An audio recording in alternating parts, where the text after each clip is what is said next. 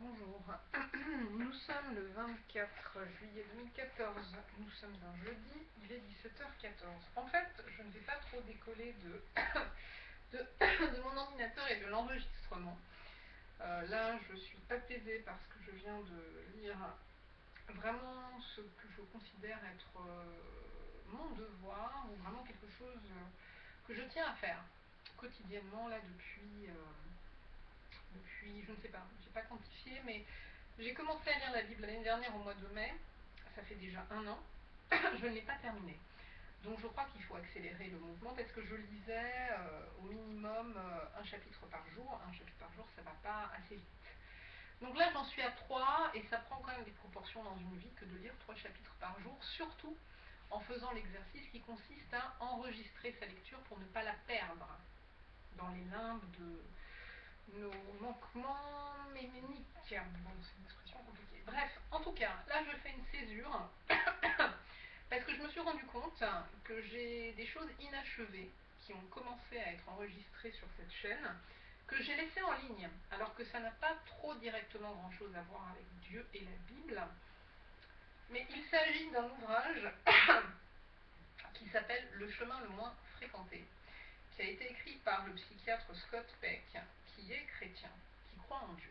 Voilà. Donc, c'est quand même un livre qui n'est pas complètement profane et éloigné de la foi. Mais en tous les cas, j'avais donc fait 2 vidéos dont je viens de réécouter l'une, qui a été faite le 9 novembre 2013, donc ça fait déjà 8 mois. Et j'ai lu une partie, seulement une partie sur l'amour. Et l'amour, c'est la deuxième partie de ce livre. Donc je n'ai pas vraiment mis en ligne la première partie, ou peut-être dans une autre vidéo qui a dû être faite dans l'entourage temporel du 9 novembre. Mais je me suis donc n'importe quoi, je me suis arrêtée pour la deuxième partie au début de ce qui est appelé le mythe de l'amour romantique. Donc je voudrais avancer un peu, je ne dis pas que je vais le finir. J'essaye de... Si j'ai le courage. Ouais. Ouais. Ça fait... Oh là là, ouais, ça fait long. Ça fait long, ça fait long, ça fait long. Je vais pas tout finir, mais je voudrais juste avancer un peu. Je ne sais pas jusqu'où, mais voilà. Donc je reprends. Là, à l'aventure secrète pour l'édition chez J'ai lu. Donc des ouvrages qu'on trouvait à l'époque dans une librairie qui n'existe plus là, enfin elle n'existe plus, elle a muté, elle est en pleine mutation, donc je ne citerai même pas. Donc le chemin le moins fréquenté de Scott Peck, deuxième partie, sous-partie intitulée Le mythe de l'amour romantique. Dans mon livre, c'est à la page 93. Pour réussir aussi bien à nous piéger dans le mariage, l'une des caractéristiques de la passion doit être l'illusion que cela durera toujours. Elle est entretenue dans notre culture par le mythe de l'amour romantique qui trouve ses origines dans les contes de notre enfance, où le prince et la princesse sont heureux et ont beaucoup d'enfants. Ce mythe nous dit, en effet, qu'à chaque jeune homme correspond une jeune femme qui est faite pour lui et vice-versa. De plus, il laisse entendre qu'il n'existe qu'un seul jeune homme pour chaque jeune femme et que cela est prédéterminé dans les astres. Bigre. Lorsque nous rencontrons la personne qui nous est destinée, nous la reconnaissons immédiatement par le fait que nous tombons amoureux. Nous reconnaissons la personne que le ciel a choisie pour nous, et comme l'accord est parfait, nous allons pouvoir satisfaire à jamais nos désirs mutuels et vivre ainsi dans l'union et l'harmonie sans faille. Mais qu'un jour cela vienne à passer, que le désaccord s'installe et que la pression disparaisse, alors il devient évident que nous avons commis une terrible erreur, que nous avons mal interprété les étoiles, que nous n'avons pas réussi l'union avec le seul et unique bon parti. Ce que nous croyons être de l'amour n'en était pas, et nous n'avons plus qu'à vivre malheureux pour toujours ou bien à divorcer. Bien que je pense en général que les grands mythes sont merveilleux et qu'ils représentent et expriment des vérités universelles, comme nous le verrons plus loin, le mythe de l'amour romantique m'apparaît comme un affreux mensonge. Peut-être est-il nécessaire à la survie de l'espèce, par les encouragements et le semblant de validation de la passion qui nous piège dans le mariage, mais en tant que psychiatre, je déplore du fond du cœur, presque quotidiennement, l'épouvantable confusion et la souffrance que ce mythe engendre. Des millions de gens perdent une énergie folle à essayer désespérément et vainement de faire concorder la réalité de leur vie avec l'irréalité du mythe. Madame A se laisse dominer de façon absurde par son mari à cause d'un sentiment de culpabilité. Je n'aimais pas vraiment mon mari quand nous nous sommes mariés, je prétendais l'aimer. Je pense que je l'y ai en quelque... Je pense que je l'y ai en quelque... Quoi ? En quelque sorte. Je pense que je l'y ai en quelque sorte amené par la ruse, alors je n'ai pas le droit de me plaindre de lui et je me dois de lui donner tout ce qu'il veut. Madame B se lamente. Je regrette de ne pas avoir épousé Mademoiselle C. Je crois que cela aurait été un bon mariage, mais je n'étais pas follement amoureux d'elle et je pensais qu'elle n'était pas la bonne personne pour moi. Madame D, mariée depuis 2 ans, devient sérieusement dépressive, apparemment sans raison, et entame une psychothérapie en disant « Je ne comprends pas ce qui m'arrive. J'ai tout ce qu'il me faut, même un mariage parfaitement réussi. » Et c'est seulement plusieurs mois plus tard qu'elle acceptera le fait qu'elle n'est plus amoureuse de son mari, mais qu'elle n'a pas pour autant commis une grave erreur en l'épousant. M.E., également mariée depuis 2 ans, commence à souffrir de migraines intenses le soir et ne veut pas croire qu'elle puisse être psychosomatique. Tout va bien à la maison, j'aime ma femme comme au premier jour, elle représente tout ce que j'ai toujours désiré, dit-il, mais ses migraines ne cessent que le jour où il admet, elle me casse les pieds à la fin, à toujours demander, vouloir un tas de choses sans se soucier de ce que je gagne, et finit par lui faire prendre conscience de son extravagance. Monsieur et Madame F se sont avoués l'un à l'autre que la passion s'était éteinte et ils se rendent maintenant mutuellement malheureux en se trompant allègrement, recherchant chacun de son côté l'amour de sa vie, ne comprenant pas que cette prise de conscience pourrait marquer le début d'un mariage réussi, et non sa fin. Lorsque les couples ont compris que la lune de miel est finie, qu'ils ne sont plus amoureux tout en se sentant engagés dans leur relation, ils s'accrochent malgré tout au mythe de l'amour romantique et essayent d'y conformer leur vie. Même si nous ne sommes plus amoureux, si nous agissons délibérément comme si nous l'étions toujours, peut-être l'amour romantique renaîtra-t-il. C'est ainsi qu'il résonne. Ces couples prônent l'unité. Ma femme et moi, ainsi que nos plus proches collègues, travaillons beaucoup avec la psychothérapie de groupe en couple et nous avons remarqué qu'au début, les époux ont tendance à s'asseoir ensemble, à parler l'un pour l'autre, à excuser les fautes de l'autre, à présenter au reste du groupe un front uni, croyant que cette unité est un signe de la relative réussite de leur mariage et indispensable à son amélioration.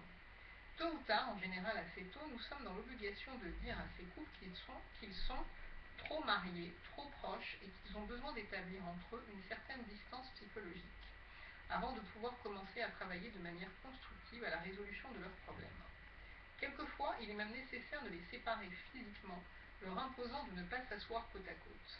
Il faut toujours leur demander de ne pas répondre l'un pour l'autre ou de ne pas défendre l'autre contre le groupe.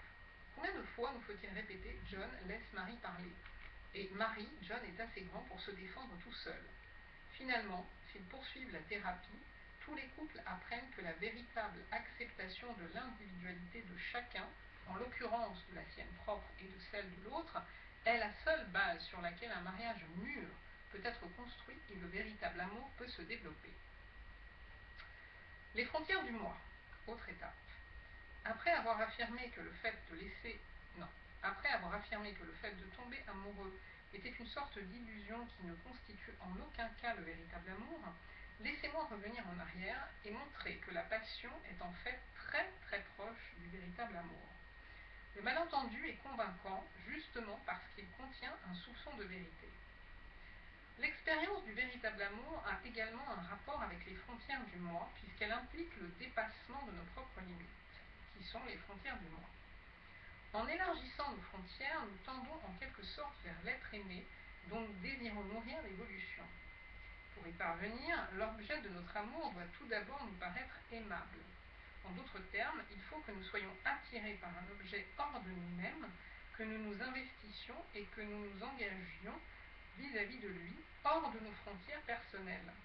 Les psychiatres appellent ce processus d'attirance, d'investissement et d'engagement la catexis, et disent que nous catectons l'être aimé.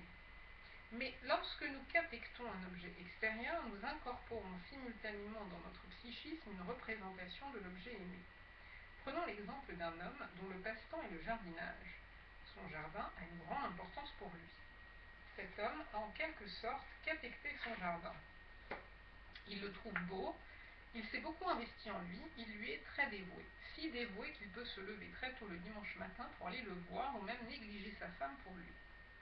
Dans le processus de catexis, et pour pouvoir nourrir ses fleurs et ses arbustes, il apprend énormément. Il finit par en savoir long sur la terre et les engrais, la taille et les greffes. Point. Il connaît bien son jardin, son histoire, son plan, les espèces qu'il pousse, ses problèmes et même son avenir. Le jardin existe en dehors de lui, mais aussi en lui à travers la catexis. Son savoir et l'importance de son jardin font partie de lui, de son identité, de son histoire et de sa sagesse. En aimant et en catectant son jardin, il a réussi à se l'incorporer réellement et partant à étendre ses propres limites. De nombreuses années de catexis aboutissent à une extension progressive de notre moi. Je reprends, de nombreuses années de catexis aboutissent à une extension progressive de notre moi, à une incorporation du monde extérieur et à un développement, un étirement et un amincissement des frontières du moi. Plus celles-ci s'élargissent, plus on aime, plus la distinction entre le moi et le monde s'estompe. Nous finissons par nous identifier au monde. Au fur et à mesure que se développe ce processus, nous vivons de plus en plus cette espèce de sentiment d'extase que nous éprouvons lorsque ces frontières s'effondrent partiellement et que nous tombons amoureux. Mais en fait, au lieu de nous être unis temporairement et de manière irréelle avec un seul objet aimé, nous nous sommes fondus réellement et plus durablement avec une grande partie du monde. Une union mystique avec ce dernier peut alors être établie. Le sentiment d'extase et de félicité associé à cette union peut être plus modéré et moins spectaculaire que lorsqu'on tombe amoureux, est en fait beaucoup plus stable, plus durable et finalement plus satisfaisant. C'est la différence entre l'expérience des sommets, entre parenthèses, lorsqu'on tombe amoureux, et ce qu'Abraham Maslow appelle l'expérience du plateau. Et en bas, il y a une petite note, Religions, values and peak, P-E-A-K, experiences, and peak experiences, New York, Viking, 1970. La cime n'est pas aperçue furtivement puis perdue de vue, elle est atteinte pour toujours. Il est évident et généralement admis que les rapports sexuels et l'amour, bien que souvent simultanés, sont parfois dissociés parce qu'à la base, ce sont des phénomènes séparés. Faire l'amour n'est pas en soi un acte d'amour. Pourtant, l'expérience des rapports sexuels et particulièrement de l'orgasme, même dans la masturbation, est plus ou moins associée avec l'effondrement des frontières du moi et l'extase qui l'accompagne. C'est pour cela qu'au moment crucial, on dira « je t'aime » à une prostituée pour qui, un peu plus tard, on n'éprouvera pas le moindre sentiment affectif. Bien sûr, l'extase peut être intensifiée lorsqu'elle est partagée avec l'être aimé.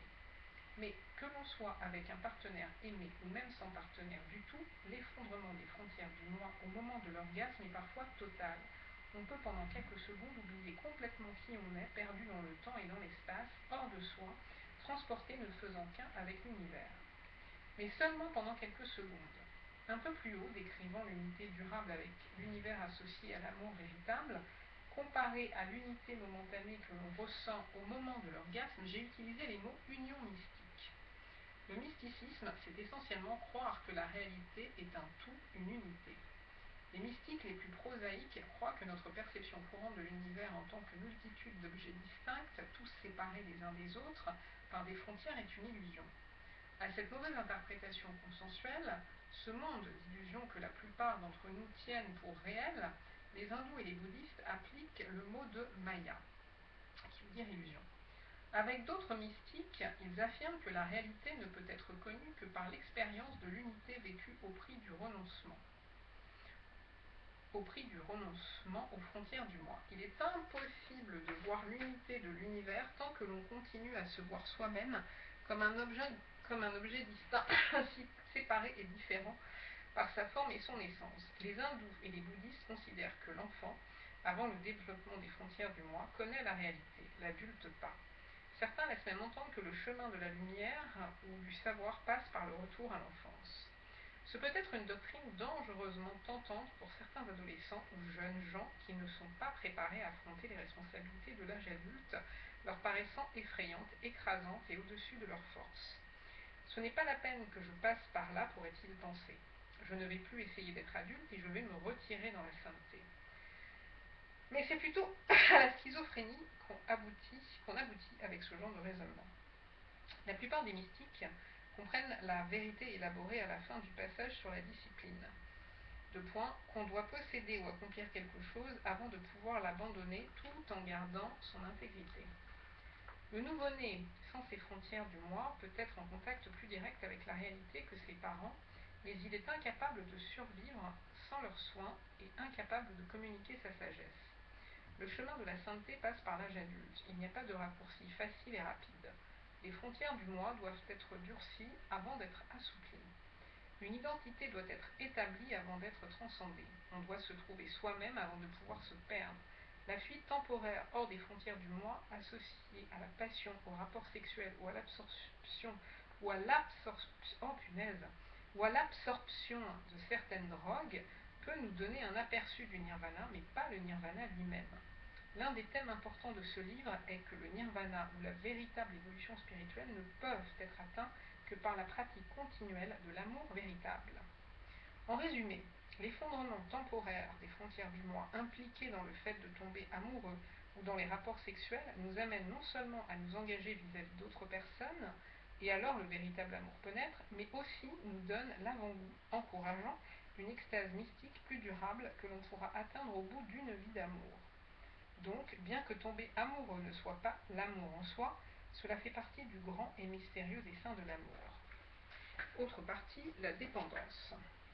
Croire que la dépendance est de l'amour, voilà un autre malentendu très courant auquel les psychothérapeutes sont confrontés quotidiennement. L'un de ses effets les plus spectaculaires apparaît chez l'individu qui menace ou tente de se suicider ou qui fait de la dépression à la suite du rejet ou de la séparation d'un amant ou d'un époux. Une telle personne dira « Je ne peux pas vivre sans mon mari, sans ma femme, sans mon ami, je l'aime tellement. » Et je réponds « Vous faites erreur, vous ne l'aimez pas. » Mais, reprend-elle en colère, je viens de vous dire que je ne pouvais pas vivre sans lui ou sans elle. Alors j'essaie d'expliquer. Ce que vous décrivez, c'est du parasitisme, pas de l'amour. Lorsqu'on a besoin d'un autre individu pour survivre, on parasite cet individu. Il n'y a pas de liberté dans votre relation. Il s'agit de besoin plutôt que d'amour. L'amour est un choix délibéré. Deux personnes ne s'aiment vraiment que lorsqu'elles sont capables de vivre l'une sans l'autre, mais choisissent de vivre ensemble. Je définis la dépendance comme l'incapacité de se reconnaître comme un tout et de fonctionner correctement sans avoir la certitude qu'on est pris en charge par quelqu'un. La dépendance chez les adultes physiquement sains relève de la pathologie. Elle est malsaine et toujours la manifestation d'une déficience ou d'une maladie mentale. Il faut la distinguer de ce qu'on appelle communément les besoins ou sentiments de dépendance que nous avons tous, même si nous affirmons à nous-mêmes et aux autres le contraire. Nous avons tous le désir que quelqu'un s'occupe de nous, de recevoir sans effort, d'être choyé par quelqu'un de plus fort que nous, point. Même si nous sommes des adultes responsables, en regardant au fond de nous-mêmes avec lucidité, nous trouverons toujours un désir d'être chouchoutés de temps en temps. Chacun de nous aimerait avoir et recherche dans sa vie, et chacun de nous, donc je reprends, chacun de nous aimerait avoir et recherche dans sa vie une figure maternelle et une figure paternelle satisfaisante. Mais ces sentiments et ces désirs ne régissent pas notre vie. Ils ne sont pas le thème prédominant de notre existence. Lorsqu'ils en deviennent le pilier, alors nous sommes vraiment dépendants. En fait, ceux dont la vie est régie et dictée par les besoins de dépendance souffrent d'un trouble psychique auquel nous pouvons donner le nom diagnostique de trouble de la personnalité passive dépendante. C'est probablement l'un des troubles les plus courants en psychiatrie. Ceux qui en souffrent, les passifs dépendants, dépensent tant d'énergie à se faire aimer qu'ils n'en ont plus pour aimer. Ils sont comme des affamés, grappillant de la nourriture partout où ils le peuvent, sans rien offrir, sans rien avoir à offrir aux autres.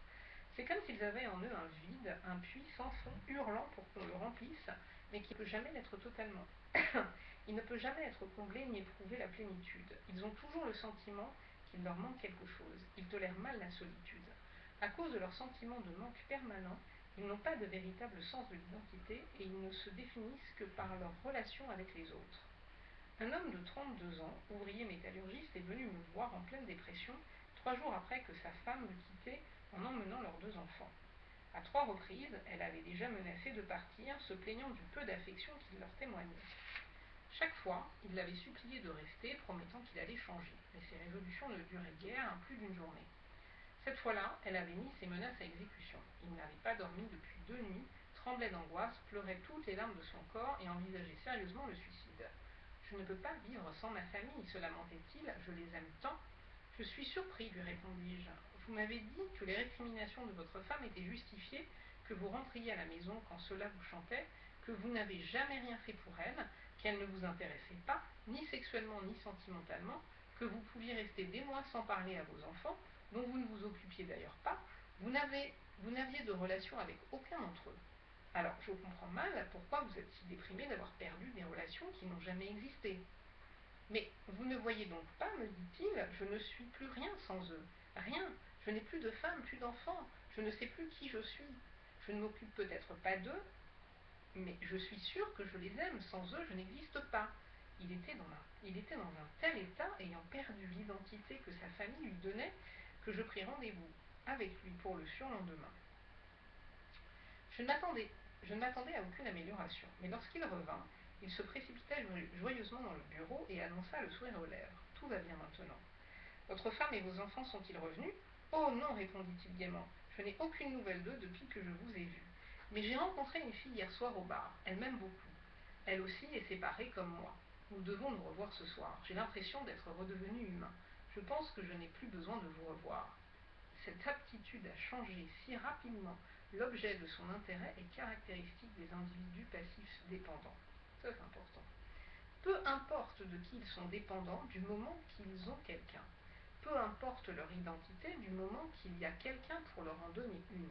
En conséquence, leurs relations avec les autres sont extrêmement superficielles, bien que spectaculaires par leur apparente intensité. À cause de la force de leur sentiment de vide intérieur et de leur désir de le combler, ils ne supportent aucun retard dans l'assouvissement de leurs besoins des autres. Une très belle jeune femme, brillante et par certains côtés très saine, avait eu, entre 17 et 21 ans, une série quasi ininterrompue de relations sexuelles avec des hommes invariablement inférieurs à elle sur le plan intellectuel. Elle allait d'un pauvre type à l'autre. Le problème, tel qu'il apparut par la suite, résidait dans son incapacité à attendre assez longtemps pour trouver un homme qui lui convienne mieux, ou même pour choisir entre ceux qui se seraient rendus presque tout de suite disponibles pour elle. Dans les 24 heures qui suivaient une rupture, elle ramassait le premier homme qu'elle rencontrait dans un bar et arrivait à la consultation suivante en chantant ses louanges. « Je sais qu'il est au chômage et qu'il boit trop, disait-elle, mais au fond, il a d'énormes qualités. Et il m'aime beaucoup. Je sais que cela va marcher entre nous. » Mais cela ne marchait jamais, non seulement parce qu'elle n'avait pas fait le bon choix, mais aussi parce qu'elle s'accrochait toujours à l'homme en question, exigeant de plus en plus de preuves de son affection, cherchant à être avec lui en permanence, refusant qu'il la laisse seule un instant. « C'est parce que je t'aime que je ne peux supporter d'être séparée de toi, lui disait-elle.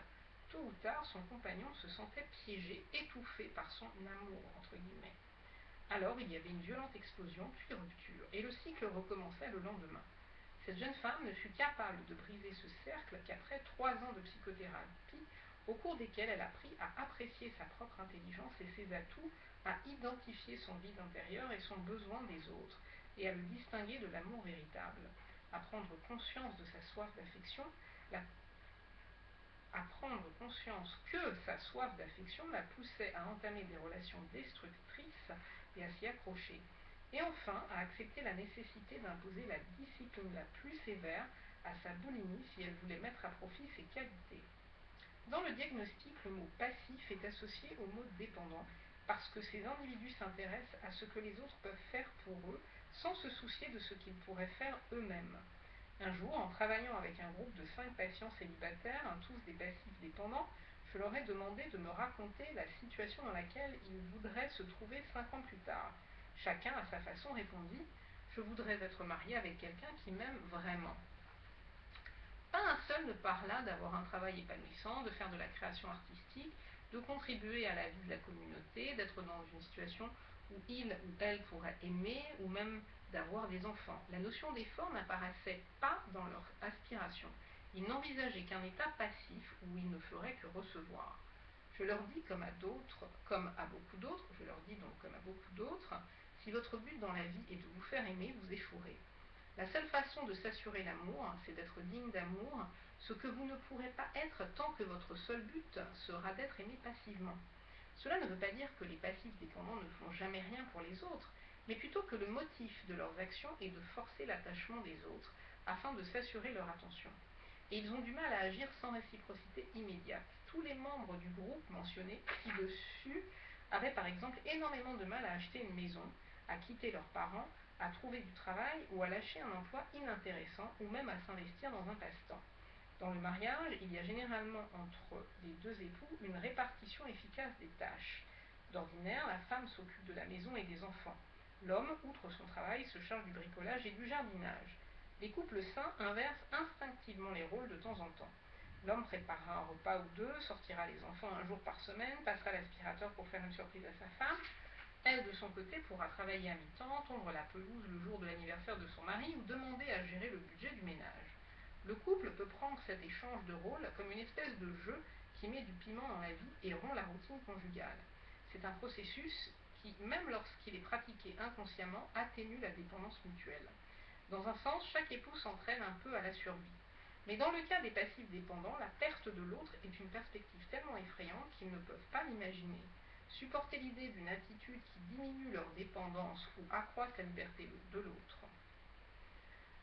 En conséquence, les couples de passifs dépendants sont rigides dans la répartition des rôles et tendent à accentuer encore la dépendance mutuelle, faisant ainsi du mariage un piège, une cage. En agissant de la sorte, au nom d'un amour qui n'est que dépendance, ils ne font qu'affaiblir leur autonomie et leur personnalité, de même que celle de l'autre. Ainsi voit-on souvent les passifs dépendants mariés abandonner des activités qu'ils pratiquaient avant leur mariage. L'un des exemples les plus classiques est la femme qui ne peut pas conduire. Il est possible qu'elle n'ait jamais appris, et dans la plupart des cas, elle développe une phobie de la conduite peu de temps après son mariage. Parfois, dit-elle, à la suite d'un petit accident.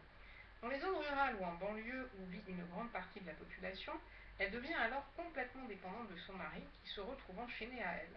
Il se voit alors contraint de faire le marché pour la famille ou de servir de chauffeur à sa femme pour toutes sortes d'expéditions. Puisque ce comportement satisfait les besoins de dépendance des deux époux, il n'est jamais considéré comme malsain ou même comme un problème à résoudre pour la plupart des couples. Lorsqu'une fois j'ai voulu faire comprendre à un banquier par ailleurs très intelligent que si sa femme avait subitement arrêté de conduire à l'âge de 46 ans, c'était sûrement pour des raisons psychologiques, je me suis entendu répondre « Oh non, le médecin lui a dit que c'était sa ménopause, alors je ne peux rien faire ». Elle s'assurait ainsi qu'il ne pourrait pas avoir d'aventure extra-conjugale ni la quitter tant il était occupé après le travail à faire les courses et conduire les enfants à droite et à gauche.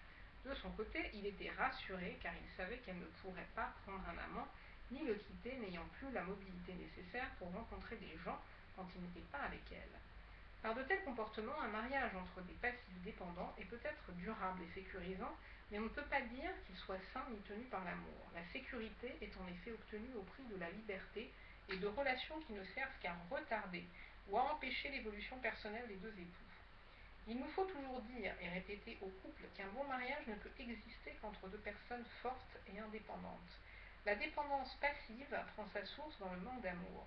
Le sentiment de vide intérieur dont souffrent les passifs dépendants est la conséquence directe de l'incapacité manifestée par leurs parents à assouvir leurs besoins d'affection et d'attention pendant l'enfance. Nous l'avons vu en première partie, les enfants aimés et choyés avec constance entrent dans l'âge adulte avec le sentiment d'avoir de la valeur et d'être dignes d'amour.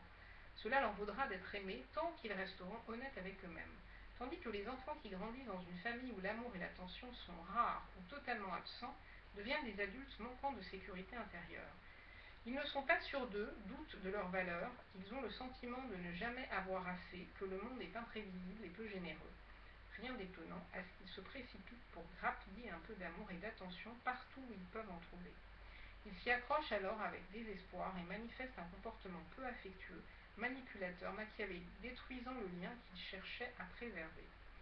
Nous avons également indiqué au chapitre précédent que l'amour et la discipline vont de pair. Cela implique que des parents non affectueux et non attentionnés manquent de discipline, et lorsqu'ils ne réussissent pas à donner à leur enfant le sentiment d'être aimé, ils échouent par là même à leur apprendre la discipline. La dépendance excessive dont souffrent les passifs dépendants n'est donc qu'une des principales manifestations de leur trouble de la personnalité. 2 points. Ils manquent aussi de discipline.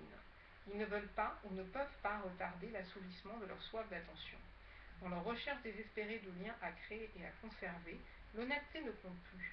Ils s'accrochent à des relations moribondes au lieu d'y mettre fin. Et le plus grave, c'est qu'ils n'ont aucun sens des responsabilités. Passivement, ils voient les autres, souvent leurs propres enfants, comme étant leur seule source de bonheur et d'épanouissement, les considérant comme responsables de leur vie intérieure. En conséquence, ils sont perpétuellement en colère, se sentant abandonnés par les autres, qui ne peuvent jamais combler réellement leurs désirs ou les rendre heureux. Un de mes collègues dit souvent, écoute, devenir dépendant de quelqu'un qui est le pire mal que tu puisses te faire. Quoi? Devenir dépendant de quelqu'un est le pire mal que tu puisses te faire. Tu serais même mieux si tu étais dépendant de l'héroïne, car tant que tu pourrais t'en procurer, elle ne te laisserait jamais tomber et pourrait te rendre heureux. Mais si tu attends le bonheur de quelqu'un d'autre, alors tu seras toujours déçu. D'ailleurs, ce n'est certainement pas un hasard si le plus courant des problèmes qu'ont les passifs dépendants, outre leur relation avec les autres, est la dépendance vis-à-vis de l'alcool ou de la drogue. Ils ont une mentalité de drogués. Ils sont dépendants des autres dont ils pompent la substance, et quand ceux-ci ne sont pas plus disposés à se laisser pomper, ils se tournent vers la bouteille, la seringue ou les pilules. En résumé, la dépendance peut apparaître comme de l'amour parce que c'est une force qui oblige des gens à s'attacher farouchement l'un à l'autre. Point. Mais en fait, c'est une forme d'anti-amour qui prend sa source dans le manque d'amour parental et perpétue celui-ci. Il incite à recevoir plutôt qu'à donner. Il nourrit l'infantilisme plutôt que l'évolution. Il œuvre pour piéger et restreindre plutôt que pour libérer. Et enfin, il détruit plutôt qu'il ne construit des relations aussi bien que des êtres humains. Bon, alors je sais pas, est-ce que je continue? Parce que là je passe encore à un autre passage qui s'appelle la catexis sans amour, et qui me paraît un peu trop long. Après on a le sacrifice de soi. Ouais, non, je vais arrêter là, mais je lis après le sacrifice de soi, oh là là, on a le travail d'attention. Non, moi je vais pas lire tout ce livre, voilà, je crois que j'ai donné quand même des références. Il est très intéressant, il est très très intéressant, ça c'est clair. J'ai encore le risque de la perte, ouais non, c'est très très long. Oh là là, c'est trop long, c'est trop long, c'est trop long. Ouais, j'ai encore un autre chantier, c'est que nous avions eu un cours, il n'y a pas si longtemps que ça, par, entre guillemets, notre maman spirituelle au Valverde, sur les différentes formes d'amour. Il y en avait 4, si je me souviens, il y avait agapé, il y avait philéo, il y avait storgo et il y avait eros. 4. Et il ne faut pas tout mélanger. En tout cas, ce qui est important, c'est de ne pas croire qu'on aime quelqu'un quand on est juste dans un amour qui est charnel. Ça c'est eros, l'amour physique, charnel. En tout cas, un amour qui attend quelque chose en retour et qui se vexe quand il n'y a pas de retour. L'agapé, c'est la forme la plus haute de l'amour. C'est vraiment donner sans attendre en retour, sans être vexé s'il n'y a pas de retour. Et c'est vraiment donner pour que l'autre puisse évoluer. Voilà. Donc, je retiens les deux extrêmes. Après Storgo et Philéo, il faudra que je relise. Et c'est plus sur Facebook, donc par écrit, que j'avais commencé à rédiger le résumé, mais je ne donnerai pas mon lien, sur Facebook ici parce que vraiment le net nous flique beaucoup trop, enfin c'est trop dangereux. Il suffit d'aller sur des moteurs de recherche en tapant son nom, son prénom, on voit toute une liste de trucs qui nous concernent, de choses qu'on a écrites. Il y a des liens qui sont faits avec des gens qu'on a pu avoir dans notre vie à un moment donné et qui n'en font heureusement plus partie. Et voilà, et les nouvelles personnes qui pourraient rentrer dans notre vie, qui iraient s'amuser éventuellement à aller chercher, pourraient tomber sur ces liens, qui pourraient nous porter préjudice. Enfin, tout ça, c'est très compliqué. Voilà. Très compliqué, mais c'est vrai qu'à l'origine, on est libre de ce qu'on écrit sur Internet, mais il faut faire très attention. Donc les liens, il faut faire attention. Voilà. Waouh. Alors...